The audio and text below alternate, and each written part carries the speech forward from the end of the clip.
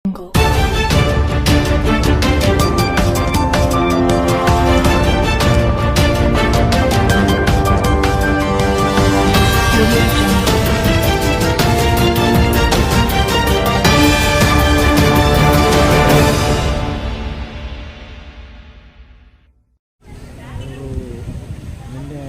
ಆಗಿದ್ದಾರೆ. ಅವರಿಗೆ ನಾನು ಭಾವಪೂರ್ಣವಾದಂಥ ಶ್ರದ್ಧಾಂಜಲಿ ಸಲ್ಲಿಸ್ತೇನೆ.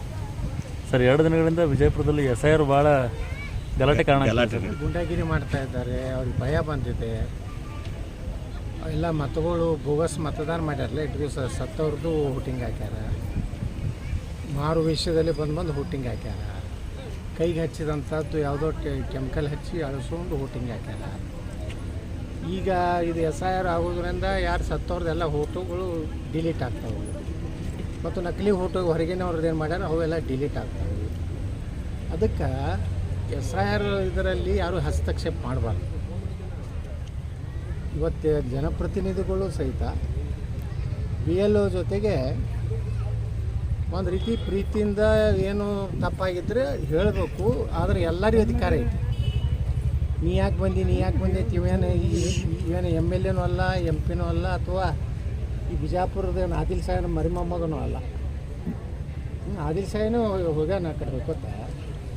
ಇವರೆಲ್ಲ ಗುಂಡಾಗಿರಿ ಮಾಡೋದು, ಹಂಚೋದು, ಹಿಂದೂಗಳ ಏರಿಯಾದಾಗ ಬಂದು ಮತದಾನ ಅವರು ಸರಿಯಾಗಿ SIR ಆಗಲಾರ್ದಂಗೆ ನೋಡ್ಕೋದು. ಇದು ಉದ್ದೇಶ ಏನಂದರೆ ಮುಂದಿನ ವಿಧಾನಸಭೆಯಲ್ಲಿ ಹಿಂದೂ ಅಭ್ಯರ್ಥಿ ಆರ್ಚ್ ಬರಬಾರ್ದು. ಮತ್ತು ಹೆಂಗೆ ಪಶ್ಚಿಮ ಬಂಗಾಳದಲ್ಲಿ ದಬ್ಬಾಳಿಕೆ ದೌರ್ಜನ್ಯ ಈಗ ಅವ್ರು ದಬ್ಬಾಳಿಕೆ ನೋಡಿಬಿಟ್ರೆ ಮುಂದವರು MLA ಆಗಿದ್ರ ಗತಿ ಏನು ಅನ್ನೋದು ಈಗ ಜನರಿಗೆ ಗೊತ್ತಾಗಲಾಕತ್ತೆ. ಅದಕ್ಕೆ ನಾ ಎಲ್ಲ ಹಿಂದೂಗಳಿಗೆ ವಿನಂತಿ ಮಾಡ್ಕೋತಾನಂದರೆ ಯಾರಿಗೂ ಹೆದರಬೇಡ್ರಿ. ನಾಳೆಯಿಂದ ನಾನು ಅಡ್ಡಾಡ್ತೀನಿ ಜಿಲ್ಲೆ DC ಅವರಿಗೆ ಮತ್ತು ನಮ್ಮ ಚುನಾವಣೆ ಅಧಿಕಾರಿಯನ್ನು ಕಾರ್ಪೊರೇಷನ್ ಕಮಿಷನರ್ ಪತ್ರ ಬರೀಲಾಕತ್ತೀನಿ. ಇವತ್ತು ಯಾವನೋ ಒಬ್ಬ ಮೆಂಬರು ಒಂದು ಮಸೀದಿ ಒಳಗೆ ಮೀಟಿಂಗ್ ಮಾಡ್ತಾನೆ. BLO ಯಾರು ಅಧಿಕಾರ ಕೊಟ್ಟರು ಅವನಿಗೆ?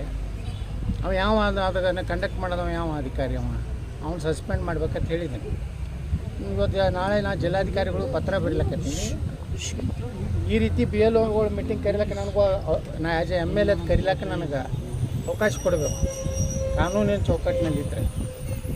ಇರಲಿಲ್ಲ ಅಂದರೆ ಅವನ ಮ್ಯಾಗೆ ಆ್ಯಕ್ಷನ್ ಆಗಬೇಕು. ಆಫೀಸರ್ ಯಾಕೆ ಹೋದವ BLOಗಳನ್ನ ಕರ್ಕೊಂಡು ಅವನ ಮ್ಯಾಗೂ ಕ್ರಿಮಿನಲ್ ಕೇಸ್ ಆಗಬೇಕು ಹೊರತಿ ಮೇಲೆ. ಮತ್ತು ಹೊರತಿಗೆ ಪ್ರಚೋದನೆ ಮಾಡೋದಂಥ ಏನು ವ್ಯಕ್ತಿ ಅದಾನಲ್ಲ ಅವನ ಮ್ಯಾಗೂ ಕೇಸ್ ಆಗಬೇಕು. ಈಗ ನಕಲಿ ಓಟು ಮಾಡ್ಯಾರ ಬಸವನಗೌಡರು ಹೊಯ್ಕೋತಾರಲ್ಲ, 30,000 ಓಟ್ ಚಿಂಚೋಳಿದಿಂದ ಇಲ್ಲಿ ತರ್ಲಿಕ್ಕೆ ಆಗ್ತತೇನ್ರಿ? ಅಂತ 3 ಕನ್ನಡ ಮಕ್ಕಳು ಅದಾರ. ಇವರು 30,000 ಮಂದಿನ ಚುನಾವಣೆ ವೋಟಿಂಗ್ ಟೈಮ್ನಾಗ ತರುವಂಥದ್ದು ಸಾಧ್ಯ ಐತೆ. 30,000 ಗೇಟ್ ವಾಹನಗಳು ಬೇಕಾಗ್ತದೆ. ಒಂದು ಕಾರ್ಯಕ್ರಮಕ್ಕೆ ಜನರನ್ನು ತರೋದಾಗೋದಿಲ್ಲ 30,000 ಜನರನ್ನು. ಅಲ್ಲಿಯೂ ನೋಡ್ರಿ ಸೇಮ್ ಹೆಸರಿನವ್ರು ಇರ್ತಾರೆ. ಅಲ್ಲಿ ಬಸವನಗೌಡ ರಾಮನಗೌಡ ಪಾಡ್ಲೆ ತಿರಬಾರ್ದನ್ನು, ಅಲ್ಲಿಯೂ ಶಿವಪ್ಪ ಕಲ್ಲಪ್ಪ ಕತ್ತನಹಳ್ಳಿ ತಿರಬಾರ್ದನ್ನು. ಇಲ್ಲಿ ಬಿಜಾಪುರನಾಗೆ ಕತ್ತನಹಳ್ಳಿಯವ್ರು ಇರ್ಬೇಕನ್ನು. ಹಂಗೆಲ್ಲ ಸೇಮ್ ನಾವು 12,000 ಇಂಥ ವೋಟರ್ಸ್ಗಳು ಸೇಮ್ ಹೆಸರು ಇದ್ದವ್ರು ನಾವು ತೆಗೆದು ತೋರಿಸಿವಿ. ಚಿಂಚೋಳಿ ಒಳಗಿದ್ದವರು ಹೆಸರುಗಳು ಆ ಫೋಟೋ ಬೇರೆ ಅದಾವೆ, ಊರು ಬೇರೆ ಐತಿ. ಸುಮ್ಮನೆ ನೋಡ್ರಿ, ಈಗ ಸುಪ್ರೀಂ ಕೋರ್ಟ್ ತನಕ ಹೋದ. ಸುಪ್ರೀಂ ಕೋರ್ಟ್ನಾಗ ಚೀಮಾರಿ ಹಾಕ್ಸ್ಕೊಂಡು 1 ಲಕ್ಷ ರೂಪಾಯಿ ದಂಡ ಇದ್ದಿದ್ದು 2 ಲಕ್ಷ ರೂಪಾಯಿ ದಂಡ ಕೊಟ್ಟು ಬಂದ. ಹೈಕೋರ್ಟ್ನಾಗ ನನ್ನಂತೆ ಆಯಿತು, ಕಿತ್ತೋಗಿದ್ದು ದಂಡ ಹಾಕಿದ್ರು, ಫೇಕ್ ಅಲಿಗೇಷನ್ ಮಾಡಿ ಅಂತೇಳಿ. ಸುಪ್ರೀಂ ಕೋರ್ಟಿಗೆ ಹೋದ, ಕಪಿಲ್ ಸಿಬಲ್ ಕೊಟ್ಟ. ಆದರೂ ಸುಪ್ರೀಂ ಕೋರ್ಟ್ ತಿರಸ್ಕಾರ ಮಾಡ್ತು. ಮತ್ತು ಅದು ಇಂಟರ್ನಲ್ ಏನೋ ಚೀಫ್ ಜಸ್ಟಿಸು ಒಂದು ಚೇಂಬರ್ನಾಗೂ ಒಂದು ಕೋರ್ಟ್ ನಡೀತೈತೆ. ಮತ್ತು ಕಪಿಲ್ ಸಿಬಲ್ ತೊಗೊಂಡು ಆ ಒಂದೇನು ಜಮೀರ್ ಅಹ್ಮದ್ ಖಾನನ ಸಹಕಾರದಿಂದ ಅಲ್ಲಿ ಸುಪ್ರೀಂ ಕೋರ್ಟ್ನಾಗ 2 ಸಲ ಚೀಮಾರಿ ಹಾಕ್ಸ್ಕೊಂಡು ಬಂದರು ಸಹಿತ ಇನ್ನೂ ನಕಲಿ ಓಟ್ ಅಂದ್ರೆ ಹತಾಶೆ ಆಗಿಬಿಟ್ಟಾರ ಕೆಲವೊಂದು ಮಂದಿ ಬಿಜಾಪುರನಾಗ. ಇವತ್ತು ಬಿಜಾಪುರ ನಗರ ಇಟ್ಟು ಸುಂದರ ಆಗೈತಿ, ಇಟ್ಟು ಶಾಂತ ಐತಿ, ಗುಂಡಾಗಿರಿ ನಡೆಯಲಾಗೈತೆ ಅನ್ನುವಂಥ ಏನೋ ಒಂದು ವಾತಾವರಣ ತಯಾರಾಗೈತಲ್ಲ. ಕಳೆದ 7-8 ವರ್ಷದಿಂದ ಮೊದಲನೇ 8 ವರ್ಷದ ಬಿಜಾಪುರ ಬೇರೆ ಇತ್ತು, ಇವತ್ತಿನ ಬಿಜಾಪುರ ಬೇರೆ ಐತಿ. ಇಡೀ ದೇಶದಲ್ಲೇ 4ನೇ ಒಳ್ಳೆಯ ಗಾಳಿ ಇರುವಂಥ ನಗರ ಆಗೈತಿ. ಇದು ಎಲ್ಲ ಇದನ್ನು ಹಾಳು ಮಾಡಬೇಕು, ಇದನ್ನು ಇನ್ನೊಂದು ಸಣ್ಣ ಮಿನಿ ಪಾಕಿಸ್ತಾನ ಮಾಡಬೇಕು ಅನ್ನೋಂಥ ಪಾಕಿಸ್ತಾನಿ ಪ್ರೇಮಿಗಳು ಸುಮ್ಮನೆ BLOಗಳಿಗೆ ಅನಿಸೋದು. ಈ ರೀತಿ ನಕಲಿ ಓಟ್ ಮಾಡ್ಯಾರ ಅನ್ನೋದು. ಯಾವ ಹಿಂದೂಗಳು ನಕಲಿ ಓಟ್ ಮಾಡ್ಯಾರ ಬಿಜಾಪುರನಾಗ. ನಕಲಿ ಓಟ್ ಮಾಡುವಂಥ ಸಂಸ್ಕೃತಿ ಹಿಂದೂ ಸಮಾಜದಲ್ಲಿ ಇಲ್ಲೇ ಇಲ್ಲ.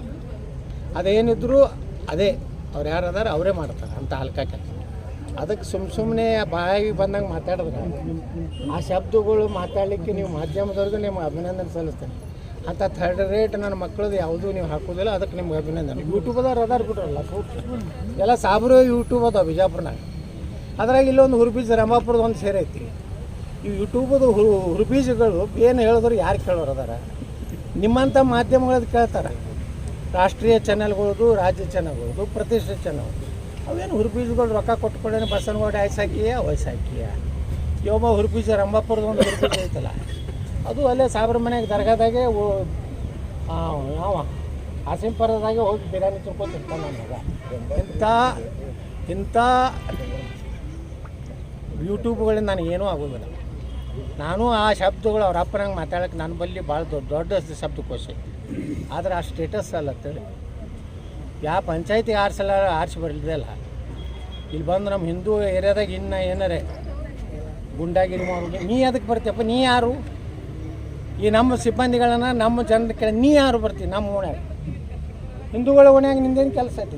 ನಿನ್ನ ಓಣ್ಯಾಗ ನಿನ್ನ ಮನೆಯದಟ್ಟೆ ಓಟ್ ಕೇಳ್ಬೇಕು ಹೊರತು ಇದೇನು ಚುನಾವಣೆ ಅಲ್ಲ. ಯಾರು ಬೇಕಾದ ಸಂಘ ಸಂಸ್ಥೆದವರು ಜನರನ್ನ ಇವತ್ತು ಅವ್ರಿಗೆ ಏನು ಅವ್ರಿಗೆ ಮುಗ್ಧ ಜನ ಅದಾರ. SIRದಾಗ ಫಾರ್ಮ್ ಹೆಂಗೆ ತುಂಬಬೇಕು ಅನ್ನೋ ಗುರುತಿಲ್ಲ. ಕೆಲವೊಂದು BLO ಒಳಗೆ ಗುರುತಿಲ್ಲ ರೀ. ಅಂಗನವಾಡಿ ಕಾರ್ಯಕರ್ತರು ಅವಾಗೇನೂ ಬರೋದಿಲ್ಲ. ಅವ್ರಿಗೆ ಸಹಾಯ ಮಾಡ್ತಾರೆ. ಮಾಡ್ಬೋದು ಅಂತೈತಿ ಚುನಾವಣಾ ಆಯೋಗದ ಇದ್ರಾಗ. ನೀವೇನೆಲ್ಲ ಹಿಂಗೆ ಗುಂಡಾಗಿರಿ ಮಾಡ್ತೀನಿ, ನಮ್ಮ ಸರ್ಕಾರ ಐತಿ, ನಾವು ಪಾಕಿಸ್ತಾನ ಮಾಡ್ತೀನಿ ಅಂದ್ರೆ ಬಿಜಾಪುರ ಹಿಂದೂಗಳಿಗೆ ಹೇಳ್ತೀನಿ, ನೀವೆಲ್ಲರೂ 100% ಮತದಾರ ಆಗ್ರಿ. ಈ ಬಿಜಾಪುರ ಯಾವಾಗಲೂ ಹಿಂದೂಗಳ ಕೈಯಾಗಿರ್ಬೇಕು. ಇವರೆಲ್ಲರಿಗೂ ಭಯ ಬಂದಾಗ ಸುಮಾರು 10-15 ಸಾವಿರ ಬೋಗಸ್ ಸತ್ತವ್ರು ಓಟ್ ಹಾಕೋದು ಬಂದಾರ.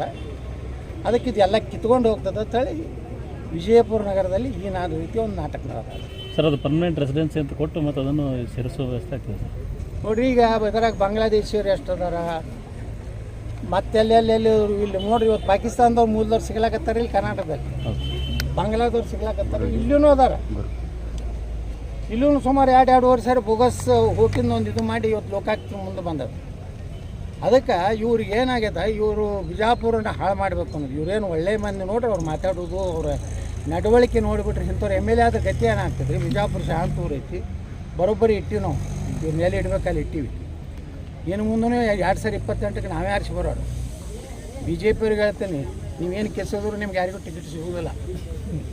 ಹಾಂ, ನೀವು ಯಾರು ಬೇಕಾದ್ರೆ ಹಾರಾಡ್ರಿ, ಅಲ್ಲೇ ನಿಮ್ಮ ಓಣ್ಯಾಗೆ ಹಾರಾಡ್ರಿ. ಈಗ ಹೊಸ ಅಂಗಿ ಹೊಲಿಸಿದ್ರು BJP ಟಿಕೆಟ್ ಸಿಗ್ತದೆ. ಮೊನ್ನೆ ನಾ BJP ಓಟ್ ಹಾಕಿದ್ಮ್ಯಾಗ ಮತ್ತೆ ಅಂಗಿ ಹೋಗೋದು ಜೀನ್ಸ್ ಪ್ಯಾಂಟ್ T-ಶರ್ಟ್ ಹಾಕೊಂಡು ಅಡ್ಡಾಡಕತ್ತ. ಯಾಕಂದ್ರೆ ಸಿಕ್ಕೇ ಬಿಡ್ತಂತ. ನಾನೇನೋ ಕಾಂಗ್ರೆಸ್ಸಿಗೆ ಓಟ್ ಹಾಕ್ತೀನಿ, ಹೊರಗೆ ಹೋಗ್ತಾನೆ, ಯತ್ನಾಳ್ ಮುಗೀತು ಅಂತ ತಿಳ್ಕೊಂಡಿದ್ರು. ಮತ್ತು ಹಂಗೆ ಕಳೆದು ಯಾಕಡ್ರೆ ಮಾರಿ ಮಾಡ್ಕೊಂಡು ಗಡ್ಡ ಬಿಟ್ಕೊಂಡು ಅಡ್ಡಾಡಕತ್ತಾವ. ಸರ್, ಏನು ಬರೋದು ಆಗಿದೆ ಸರ್? ಬರೋದು ಬಿಡೋದು ಅದು ಮುಂದೆ ಅದು. ಆದ್ರೆ ಮೊನ್ನೆ BJPಗೆ ನಾವು ಓಟ್ ಹಾಕಿದ್ದೆ. ಅದಕ್ಕೆ ಹಾಕಿದೆ, ನಾ ಯಾವ ಪಕ್ಷದಿಂದ MLA ಇದನ್ನ ಹಾಕೀನಿ, ಅದಕ್ಕೆ ವೇದಿ ಹೊಡ್ಕೊಂಡವು.